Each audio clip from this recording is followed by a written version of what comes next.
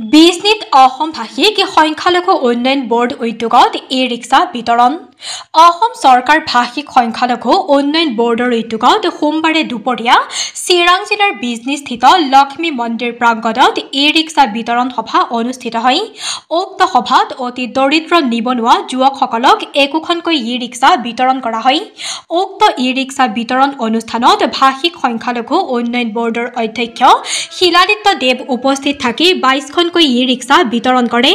উক্ত ই-ৰিক্সা বিতৰণ অনুষ্ঠানত সমাজকৰ্মী উত্তম তৰফদাৰ, সহকাৰী আয়ুক্ত দেৱশ্ৰী তালুকদাৰ, চন্দন মণ্ডলৰ লগতে হিতাধিকাৰীসকল উপস্থিত থাকে। আগন্তুক জুন মাহত এই প্ৰক্ৰিয়া আৰম্ভ কৰিব, সেয়ে দৰিদ্ৰ লোকক আগন্তুক দিনত অনলাইন যোগে আবেদন কৰাৰ বাবে আহ্বান জনাই অধ্যক্ষ শিলাদিত্য দেৱে। News desk Bijni first 24।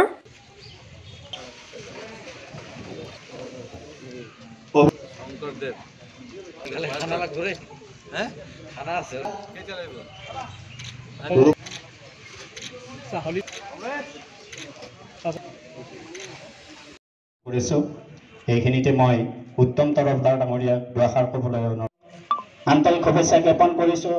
Press ক্লাবৰ প্ৰেছিডেণ্ট মহোদয় তেখেত আহিছে, তেখেতকো কৰিছোঁ। ৰাতিপুৱাৰ পৰাই দেৱশ্ৰী তেখেতে পৰা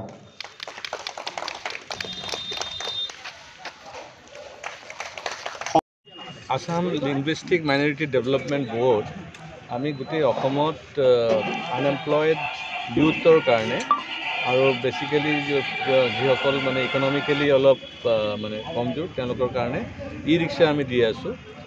বিভিন্ন জেগাত দিয়া হৈছে। তো আজি আমি বিজনীত দিয়া হ'ব প্ৰায় 22খন ই ৰিক্সা আৰু এৰিয়াটো হৈছে হাউলি, মানে বৰপেটা আৰু আপোনাৰ কি বুলি কয় কোকৰাঝাৰ, চিৰাং, এইখিনি মিলি পেলাই বঙাইগাঁও, এই অঞ্চলটোৰ যিসকলে চিলেক্টেড হৈছে তেওঁলোকে আজি বিজনীৰ পৰা এই ৰিক্সাখিনি লৈ যাব।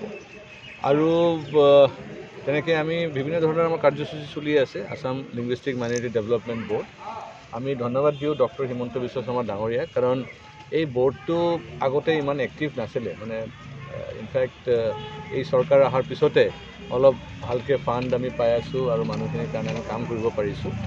বিভিন্ন ধৰণৰ কাম চলি আছে। আমি কালচাৰেল চেণ্টাৰ্ছ বনাই আছোঁ, গাৰ্লছ হোষ্টেল, বইজ হোষ্টেল আমি বনাইছোঁ, আপোনাৰ কি বুলি কয় পেভিলিয়নছ, স্পৰ্টছ পেভিলিয়ন। আমি যিসকল মেৰিটিয়াছ ষ্টুডেণ্টছ আছে তেওঁলোকক আমি এটা অনুদান ফাইনেন্সিয়েল এছিষ্টেঞ্চ দি আছোঁ। এই বিভিন্ন ধৰণৰ কাম হৈ আছে।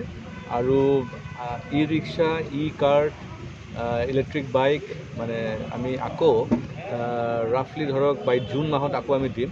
তো আমি আপোনালোকৰ মাধ্যমত আমি মানে সকলোকে যথাৰ্থ কৰিব বিচাৰিছোঁ যে জুন মাহৰ আকৌ এপ্লাই হ'ব, অনলাইন এপ্লাই হ'ব আৰু চবে যেন এপ্লাই কৰে। ইয়াতে চিলেকশ্যন প্ৰচিডিউৰটো খুব নিকাভাৱে কৰা হয়। যদি বহুত মানে আপোনাৰ এপ্লিকেণ্টছ হৈ যায় আমি তেতিয়া লটাৰী কৰি দিওঁ অ'পেন, চ' ডেট ইয়াতে কোনো ধৰণৰ যেন পাৰ্চেলিটি নহয়।